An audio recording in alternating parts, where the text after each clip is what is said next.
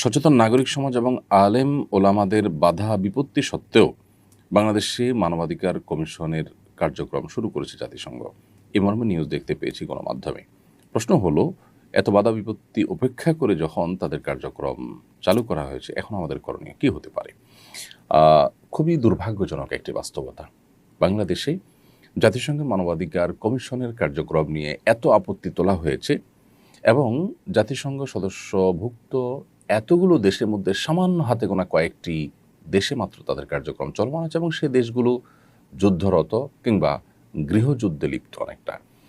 তো সেরকম একটা পরিস্থিতিতে যখন এই কমিশন কার্যক্রম চালু করে কোনো দেশে, সেরকম একটা কমিশন বাংলাদেশে এসে তাদের কার্যক্রম পরিচালনা করবে, এটা আমাদের জন্য খুবই অপমানজনক এবং দুর্ভাগ্যজনক। জাতিসংঘ মানবাধিকার কমিশনের কার্যক্রম, এটা নিয়ে নানা প্রশ্ন জনমনে রয়েছে এবং পৃথিবীতে তারা মানবাধিকার প্রতিষ্ঠার যে কাজটা সেটা করতে দারুণভাবে ব্যর্থ হয়েছেন। ফিলিস্তিন সহ মধ্যপ্রাচ্যে এবং পৃথিবীর বিভিন্ন প্রান্তে ছড়িয়ে ছিটিয়ে থাকা গণহত্যা, মুসলমানদের নিধন, অন্যদেরকে নিধন, এর কোনোটি তারা সেভাবে বন্ধ করতে পারেনি। অথচ মানবাধিকারের নামে তারা সমাজের মূল্যবোধ পরিপন্থী যে সমস্ত কার্যক্রম আছে সেগুলোকে তারা দ্বিধার্থে পরিচালনা করছে বিভিন্ন দেশে। তাদের ব্যাপারে অভিযোগ আজকে নতুন নয়। কেন বিভিন্ন দেশ তাদেরকে অ্যাকসেপ্ট করতে চায় না, অথচ আমরা তাদেরকে অ্যাকসেপ্ট করছি এবং অনেকটা খাল কেটে কুমির আনার মতো কাজ করছি, সেটা সরকারের ঊর্ধ্বতন মহলই একমাত্র বলতে পারে। খুবই দুর্ভাগ্যজনক একটি বাস্তবতা হলো যে ইন্টারিম গভর্নমেন্ট তাদের যে কাজগুলো আছে সে কাজগুলোর বাইরে এমন অনেক কাজ করছে যে কাজগুলো করার জন্য তারা না জনগণ থেকে ম্যান্ডেট পেয়েছে, না সেগুলো আসলে তাদের কাজের আওতায় পড়ে। উপদেষ্টাদের অনেকে এমন অনেক কার্যক্রম করছেন যেগুলো আমাদের সমাজের মানুষের মূল্যবোধ পরিপন্থী, যেগুলো বিদেশিদের এজেন্ডা বাস্তবায়ন মাত্র। সেরকম কাজ তারা অহরহ করছেন এবং শেষের দিকে এসে যেন অনেক বেশি তড়িঘড়ি করে সে সমস্ত কাজগুলো করার চেষ্টা করা হচ্ছে, যে সমস্ত কাজ নির্বাচিত সরকাররা পর্যন্ত সাহস পেত না। কারণ জনগণের কাছে তার জবাবদিহিতা আছে, ভোটের জন্য অন্তত যেতে হবে, মুখোমুখি হতে হবে, সেই ভয়ে তারা যে সমস্ত কাজ করতে পারত না, সেই কাজগুলো পর্যন্ত ইন্টারিম গভর্নমেন্টের অনেক উপদেষ্টা, অনেক মিনিস্ট্রি এবং কেন্দ্রীয় পর্যায় থেকে কোনো কোনো ক্ষেত্রে করা হচ্ছে। মানবাধিকার কমিশনের অফিস খোলার কার্যক্রমটা অনেকটা সেরকম একটি কাজ।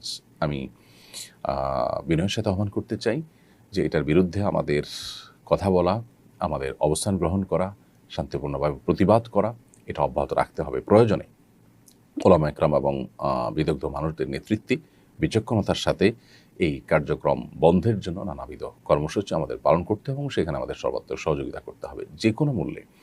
আমাদের দেশে বিদেশিদের যে থাবা, তাদের যে আগ্রাসন, মানবাধিকার প্রতিষ্ঠান নামে নানা নামে তাদের যে খবরদারি এবং আমাদের এখানে নানাবিধ তাদের আপনার যে সমস্ত মিশনগুলো আছে, এজেন্ডাগুলো আছে, সেগুলো যেন তারা বাস্তবায়ন করতে না পারে, সেজন্য আমাদের প্রত্যেককে সচেতন হওয়া দরকার। দীর্ঘদিন হয়ে যাওয়ার পরও, স্বাধীনতার বহু বছর পার হওয়ার পরও আমরা আমাদের কাঙ্ক্ষিত জায়গায় যেতে পারিনি।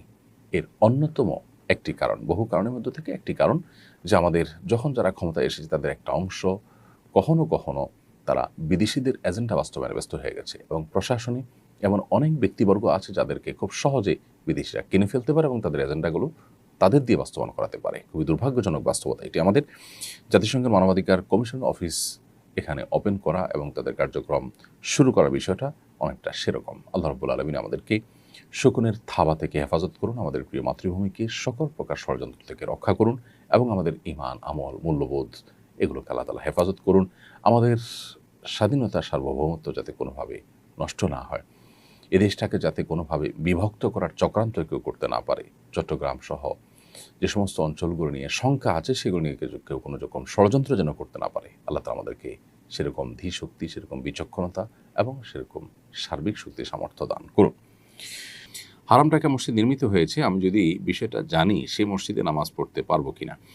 যে মসজিদটা হারাম টাকায় নির্মিত হয়েছে আপনি জানেন, সেটা হারাম টাকায় নির্মিত হলেও মসজিদ হয়ে যায় এবং সালাত আদায় করলে সালাত আদায় হয়ে যাবে। যদিও যারা এই কাজটি করেছেন তারা গর্হিত কাজ করেছেন এবং আল্লাহর ঘরকে হারাম তারা নির্মাণ করা বা ডেভেলপ করা তাদের অন্যায় হয়েছে। তানভীর জাহিদ হৃদয় আপনি লিখেছেন, আমাদের দেশের সরকারি অনেক ঊর্ধ্বতন কর্মকর্তা অফিসের অধীনস্থ কর্মচারীদের দিয়ে ব্যক্তিগত কাজ করিয়ে নেন, যা চাকরির চুক্তির অংশ নয়। কর্মচারীরা চাকরি হারানোর ভয় কিছু বলতে পারেন না। কোরআন হাদিসে আলোকে এই আচরণ শরীর হুকুম জানাবেন। এটা সন্দেহাতীতভাবে আপনার অন্যায় এবং গুনাহের কাজ, এবং এটা জুলুম। এই জুলুমের কারণে তারা আল্লাহর কাছে গুনাহগার হবেন এবং জবাবদিহি করতে হবে কিয়ামতের ময়দানে, যেহেতু অন্যায়ভাবে তাদেরকে তারা কাজে লাগাচ্ছেন। এজন্য তাদের উচিত আল্লাহকে ভয় করা। এরপরের প্রশ্ন হলো, আমার হাজবেন্ড রেশন পায় প্রতি মাসে। রেশন চাকুরিজীবী এবং তার স্ত্রী সন্তানের জন্য দেয়া হয়। আমার শাশুড়ি বলেছেন কিছু রেশন ওনাকে দিতে, এরপর থেকে অর্ধেক আমরা রেখে বাকি অর্ধেক তাকে দিই। 1 মাসের রেশন দিয়ে পুরো পরিবার চলা যায়, কিন্তু আমার শাশুড়ি রেশনের বাকি অর্ধেকও চাইছেন আত্মীয়দের দেওয়ার জন্য। আমার হাজবেন্ড তাও দিতে চান, মা কিছু চাইলে সে না করতে পারে না। কিন্তু প্রশ্ন হলো, আমার শাশুড়ির আবদার গ্রহণযোগ্য কিনা। মা হিসেবে সন্তানের কাছে চাইতেই পারেন, যদি মা মনে করেন যে সন্তানের এটা ছাড়াও চলে, তাহলে সেক্ষেত্রে যেহেতু অন্য আত্মীয়দেরকে দিতে চাইতেছেন, তার মানে এটা একরকম দানের সব পাওয়ার ব্যাপার। তো মা সে আবদার তো করতেই পারেন, কিন্তু যদি এটা দান করলে সন্তানের কষ্ট হবে, সন্তান নিজের চলার মতো অবস্থা নেই, তাহলে সেক্ষেত্রে মা তো এ আবদার করা অনুচিত। অর্থাৎ এটা ভ্যারি করবে পুরো অবস্থার উপরে। আর সন্তান হিসাবে আপনার স্বামীর জন্য এটা কর্তব্য নয় যে মা বললেই সেটা দিয়ে দিতে হবে। যদি বিশেষ করে তার যদি অসুবিধা হয়, কষ্ট হয়, তাহলে সেক্ষেত্রে দিতে তিনি বাধ্য নন, তবে আদবের সাথে মাকে বুঝিয়ে বলা দরকার। ফজিলাতুন নেসা লিখেছেন, আমি প্রাথমিক বিদ্যালয়ে জব করি, না করলেও চলে, শুধু শখ করে চাকরি করা। মুসলিম নারী হিসাবে এটা কি আমার জন্য জায়েজ হবে, দয়া করে জানাবেন। বোন ফজিলাতুন নেসা, আপনি যদি বিবাহিত হন তাহলে সেক্ষেত্রে আপনার স্বামীর অনুমোদনের ক্ষেত্রে প্রয়োজন। স্বামীর সংসার যখন করবেন তখন স্বামীকে আল্লাহ রাব্বুল আলামিন অভিভাবকত্বের জিম্মাদারি দিয়েছেন, দায়িত্ব দিয়েছেন। একটা দাম্পত্য জীবনে সুখ শান্তির জন্য একে অন্যকে সমীহ করা, শ্রদ্ধা করা, স্নেহ করা, ভালোবাসা, এটা যেমন গুরুত্বপূর্ণ, ঠিক তেমনিভাবে একজনকে অভিভাবক হিসাবে মানাটা এটা প্রয়োজনীয়। একটি দোকানে দুজন মানুষ যদি কাজ করেন, তাদের মধ্যে একজন দায়িত্বশীল, একজন তার সহকারী বা তার অধীনস্থ হিসাবে কাজ করতে হয় শৃঙ্খলার প্রয়োজনে। এই প্রয়োজনটা আমরা অনেকে আজকাল বোঝার চেষ্টা করি না। অতি অধিকার সচেতনতা এটা আমাদের পরিবার ব্যবস্থাপনা, আমাদের দাম্পত্য জীবন, আমাদের সুখ শান্তিকে কেড়ে নিয়ে যাচ্ছে এবং ধ্বংসের দ্বারপ্রান্তে নিয়ে যাচ্ছে। সো আপনি বিবাহিত হয়ে থাকলে স্বামীর, যেহেতু আপনি অধীনে, স্বামী যেহেতু আপনার অভিভাবক, বিধায় তাকে আপনি সম্মত করে আপনি এটি করতে পারেন, যদি পর্দা মেনটেন করে আপনি করতে পারেন। আর যদি সেখানে পর্দা মেনটেন করা সম্ভব না হয়, সহকর্মীদের সাথে অন্যান্য ক্ষেত্রে আপনাকে পর্দা লঙ্ঘন যদি করতে হয়, তাহলে সেক্ষেত্রে চাকরি করা আপনার জন্য জায়েজ হবে না। ওয়েস্টের কালচারে নতুন বছর উদযাপন করতে গিয়ে আমার খালাতো ভাই মদ্যপান করে ফেলে, পরে সে অনুতপ্ত হয়।